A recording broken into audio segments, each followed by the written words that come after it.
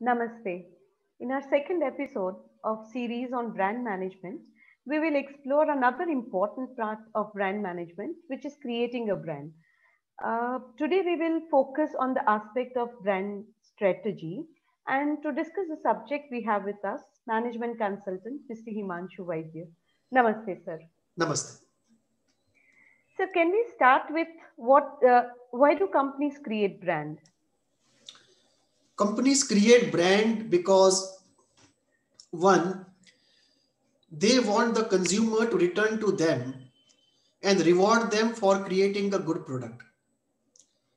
Two, they want to uh, fetch some premium because of quality. So not only repeat purchase, but also enhancement of profit and premium.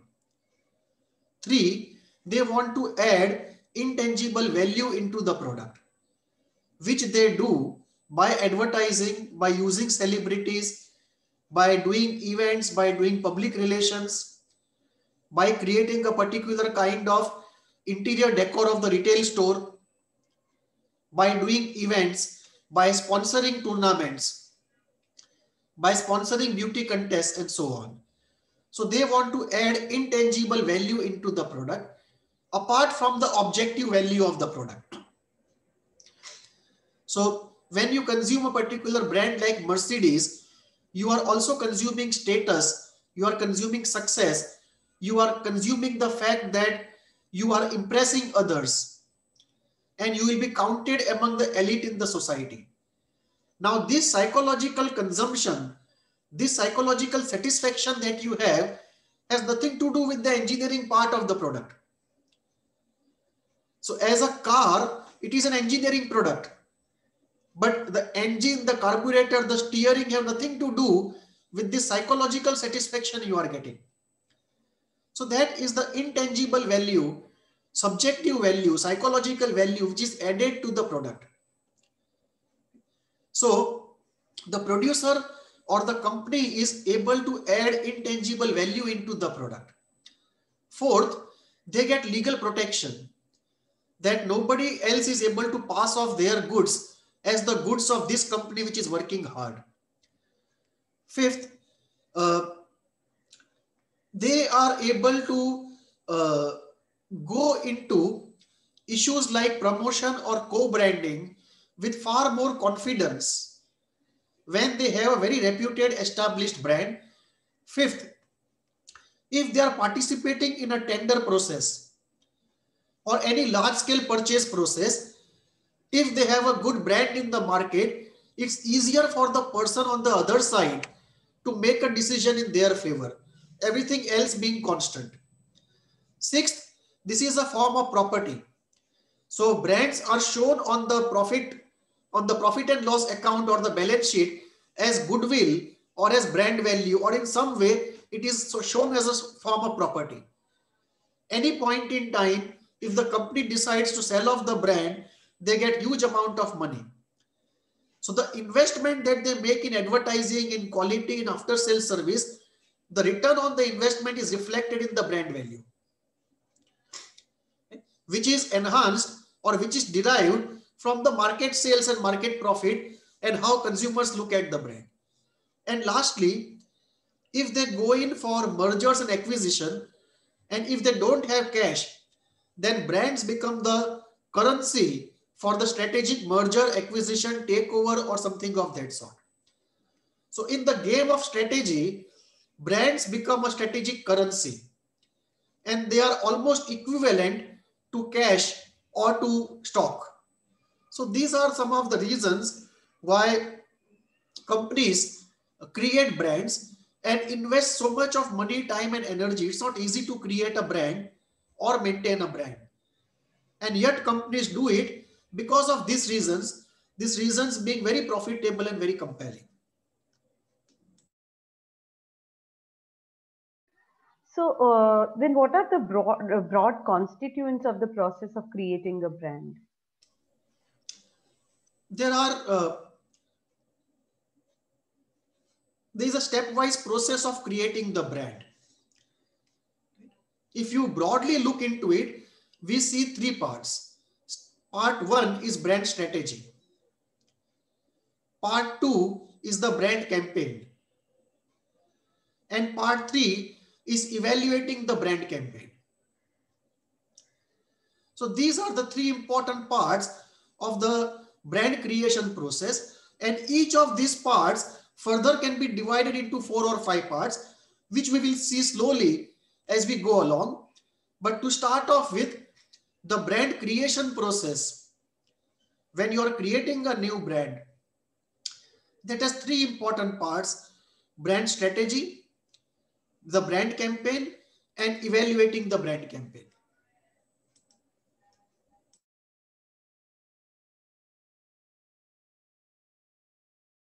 Right. So is brand strategy related to a corporate strategy, or would it be more of a marketing strategy then?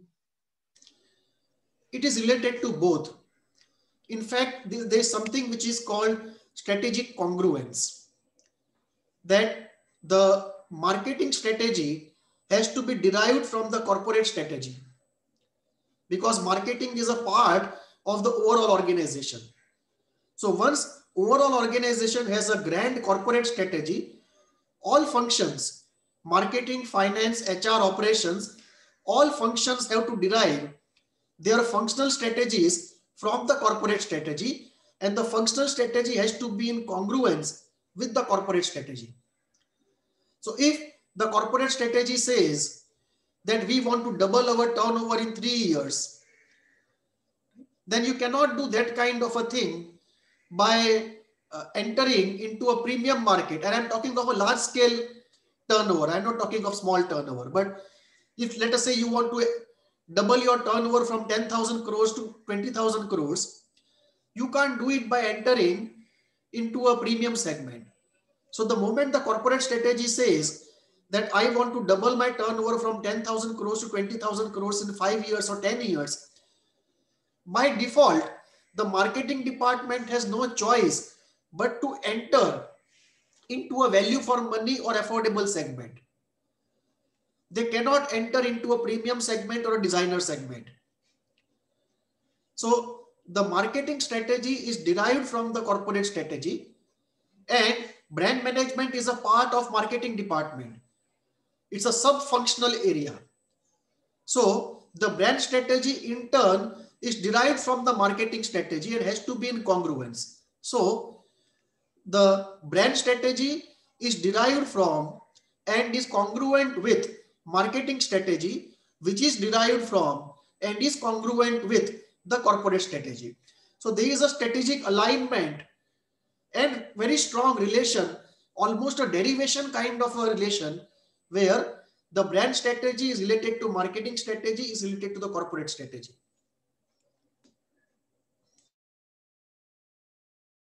So then what are the types of brand architecture maybe, and how do we choose which brand strategy or architecture is the best given for a company or a particular product? Let me start with first, what are the main components of brand strategy? So we said the brand creation process has 3 main components: brand strategy, the brand campaign, and evaluating the brand campaign. If we take up the first part of brand strategy, which we are doing today, then in turn, brand strategy has 4 important elements. First, the brand architecture, right? Then we have the brand positioning. We have brand portfolio, right? And the markets where the brand wants to enter. So brand strategy has 4 main components. Component number 1, the markets where to enter. Number 2, the brand architecture. Number 3, the brand portfolio. And number 4, brand positioning. These 4 areas are the areas of brand strategy. So from corporate strategy, you derive marketing strategy. From there, the broad brand strategy emerges, that we want to develop a brand targeting this particular segment, because in that segment we are likely to get this amount of sales over a period of X years. Right? So once we are clear about the target market, the target market is the first part of brand strategy. Okay? So first we have the target market and the target product. So first we are clear about the market and the product. Right? The target market and the target segment and the product, to be more precise. So the first component of brand strategy is the target market and the product. The second is, or it may be many products. It may be many targets and many products also. Right? So you may have a brand strategy where you want to launch different products or different brands in different segments. Right? So it may be like Maruti Suzuki, that you can launch Alto in the affordable segment, and you may launch this high-end SUV, Creta, not Creta, they have some name of SUV, whatever that name is, in the higher segment. So the same company has one product in the affordable segment, one product in the value for money segment, one product in the status symbol segment, and maybe one product they may later try in the designer segment or the experience segment. So we may have a brand strategy where the company may decide to enter multiple segments with multiple products, either with the same brand or with different brands. So the first part of brand strategy is the target markets and the target products. The second important part is brand architecture. And brand architecture means what kind of brand policy the company is going to follow. And there are three broad options in this area. We have focused brand architecture, extended brand architecture, and in between hybrid. Focused means you use one product, you use one brand only for one product. So if you look at Coke, Coke follows this strategy of one brand, one product. It's a focused architecture. If we look at automobile markets or consumer durable markets, we get extended strategy, where Samsung, LG, Toyota, they are selling all the products under a single name. Right? So many products are sold under a single name. That is what we call an extended brand architecture. And you can have a mixture of two, where there is extension of the brand, but a limited extension. Not like Samsung or LG, where you have extension across product categories. So there you sell ovens, you sell refrigerators, you sell mobile phones, all under the same name. Now these are very different product categories. But if you look at Hindustan Lever, you will have the hybrid brand architecture, where they will extend Lux, but they will extend Lux only from soap to the shampoo. They are not going to sell, let us say, a Band-Aid or Vaseline under the Lux name. So there is extension, but a very limited extension, and generally within one product category or very near related product category. That's a hybrid brand architecture. So we have focused brand architecture, extended brand architecture, and a hybrid brand architecture. And this is very, very important from brand strategy point of view. So within brand strategy, first we look at target markets, target products. And this we arrive at after doing a lot of market research. So lot of market research and deliberation goes into arriving at the first point of brand strategy, identification of target markets and target products. Second part is brand architecture. Whether you want to do focused, hybrid or extended. Third part is brand portfolio. That are you looking at going into one segment only, or are you looking at going into many segments? And whether you go into many segments with one brand or many brands. So if you look at, for example, Madura Garments, they would have Alan Solly, Peter England, Van Heusen, all of them in different price ranges. And probably Color Plus, I'm not sure Color Plus is now independent or taken over by them. But what will happen is Peter England will cater to a different segment, Alan Solly will cater to a different segment, and Van Heusen will cater to a different segment. So they will enter different segments in the same product category, the shirts. So in the shirt product category, if you look at the whole pyramid, they will be present in the affordable segment with one brand, value for money segment second brand, status segment, premium segment third brand, and designer segment fourth brand. So this is called brand portfolio, that how many brands you want to create to enter each of the segments. And last is brand positioning. How do you want to position each of the brands that you want to create in the mind of the consumer compared to its competitors? And details of positioning we will take up when we take up segmentation, targeting, and positioning, the classical STP formula. Okay.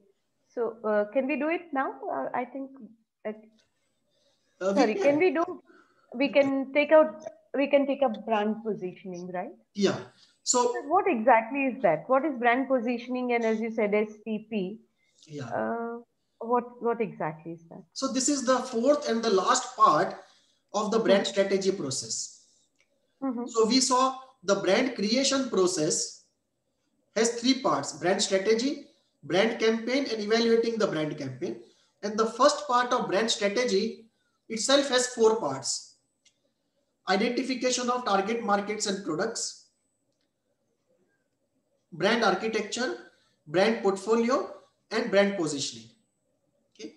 So for understanding brand positioning, we will have to go into what is called the STP process: segmentation, targeting, and positioning. So let us say I have a product. I am trying to manufacture, let us say, aftershave lotion. Aftershave lotion I am trying to sell. Okay. So when I want to create a brand for an aftershave lotion, first thing I have to be clear is who possibly can be my market. So obviously, if I look at society, I have to divide the society into two parts, male and female. Because the product is such, it will be used only by men. So the women part of society is not of my interest. Then within the men, this will be used only by people who are 15 plus or 18 plus. Small children are not going to use it. And within 18 plus, I will be looking primarily at 18 to 55, who will be the heavy users. Okay. Now, this division of society into groups is called segmentation. So what happens is, if I look at the whole society, based upon the product that I have, I divide society into groups. So if I am trying to sell, suppose toys, if I am trying to sell toys, then I have to do segmentation on the basis of age.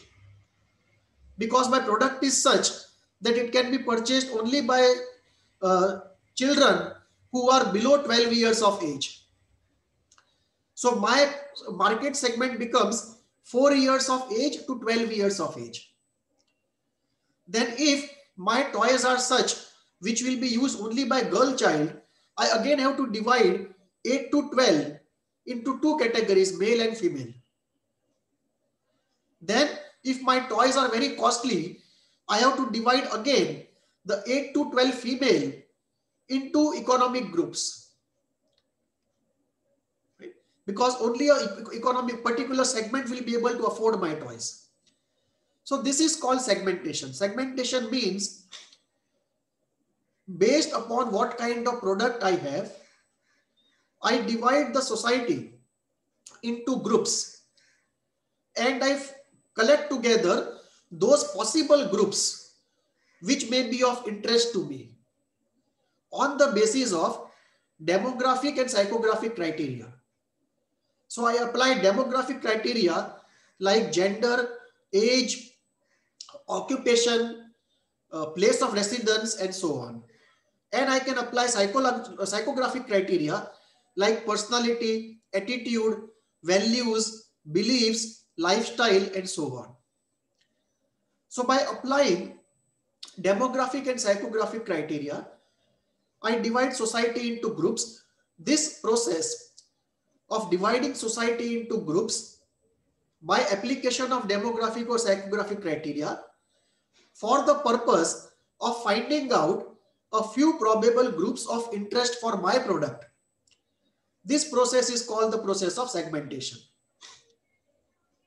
So if I am selling toys, let us say my toy is for the girl child and it is costing 2000 rupees. So I divide society into groups based upon age. So I say 0 to 4, 4 to 12, 12 to 25, 25 and above. And then I say my interest only is between 4 to 12. Then I apply second criteria of gender and I divide 4 to 12 into two groups. 4 to 12 male child, 4 to 12 female child, and I say my interest only is in 4 to 12 female child. So this is how I do segmentation. And then further I can divide 4 to 12 female child into family income of less than 25,000, 25,000 to 50,000, 50,000 and above. So those female children who belong to families with a family income of less than 25,000 per month are unlikely to buy my product given the price of the product. So my interest is now in female child 8 to 12 years of age with a family income of 25 to 50,000 or 50,000 and above. These to remain the segments of my interest. So this is segmentation. After that, we go into the next stage of targeting. That between the two groups, which group I want to target. So I decide that it is more likely that people with an income of more than 50,000 are likely to buy my product. So that becomes selecting of the target market. And once I select the target market, then I study in details the psychographic profile of my target market. So first I divide society into groups, segmentation. Then I find the right segment which is of my interest called targeting. Then I go in the depth of that segment, understand that segment fully, and then I go into the mind of those people that how my competitive brands are positioned in their minds. So if I am bringing out a product, some other company also will have similar products. And my target segment will have beliefs with respect to those products. So if, let us say I bring shirt in the market and the price of my shirt is, let us say, 2,500 rupees. Obviously, I am looking at men 15 to 35, preferably 25 to 35 or 25 to 45, sorry. And the income level should be more than 50,000 rupees per month. So once I know that this is the target segment, then I go into the mind of the target segment, that what do they think about Color Plus? What do they think about certain other shirts? And then based upon the mind map that I get, we call it the perceptual map, that who am I competing against?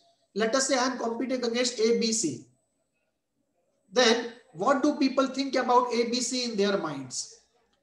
And I draw a perceptual map that on certain parameters, people think X about a particular brand. And how do I want myself to be seen vis-a-vis those brands? This act of finding a position in the mind of the consumer with reference to my competitors is called positioning. So we have STP, segmentation, targeting, positioning. To recap, segmentation means dividing society into groups based upon demographic or psychographic criteria. Targeting means selecting that target, that segment, which is of interest to me. And number two, then go into the details of the way the mind of that target segment works. So based upon the study of the target, I can fix up my 4 P's of marketing: product, price, promotion, and place. And then based upon the psychographic reading, what my target segment thinks about all my competitors, I want to find out how I should position my brand in the mind of the consumer. So for example, let us say I am launching a shirt, right? And people think very well in the same price range that Color Plus is of very good quality. So the platform of quality already is taken by Color Plus. Now to dislodge Color Plus and take up that platform will be very difficult for me. But if I take up the platform of design, that my brand gets known for very innovative colors and designs, then it's easy for me to compete with Color Plus because I'm competing on a very different parameter. So my customer and Color Plus's customer are the same. So they will buy maybe 2 shirts of Color Plus and 2 shirts of my product. But if I start competing with Color Plus on maybe quality, I may not do well, or vice versa. If Color Plus is very good on colors, then I position myself on quality and the form, the cuts of it, the design of it. So all the non-color part of it remains open for me to position myself. So that is called the act of positioning, that you find some space in the consumer's mind vis-a-vis competition where you want to position your product. And easiest part is to take up some vacant space if it is there. And if it is not there, then we have no choice but to take up the same platform that somebody else has taken up, and we have to work very hard to establish ourselves there. Okay, right. So, well, that was STP for you. And we have discussed today the first part of brand creation, which was brand strategy. In our next episode, we shall be discussing the second part of brand creation process, which would be brand campaigning. And uh, do watch our another episode where we take the same topic in more detail. Till then, thank you and namaste. Namaste. Thank you, sir. Thank you.